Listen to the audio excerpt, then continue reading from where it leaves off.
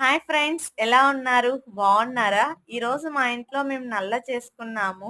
నల్ల ఎలా చేయాలో ప్రాసెస్ చూద్దామా? మేము మేకపోతు రక్తాన్ని నల్ల అంటాము. ఈ నల్లను బాగా కాగిన పెనంలోకి తీసుకొని బాగా కలబెట్టుకుంటూ ఉండాలి అడుగంటకుండా. ఆ నల్లలో ఉన్న నీళ్లు ఇమిరిపోయేంత వరకు కలబెట్టుకోవాలి.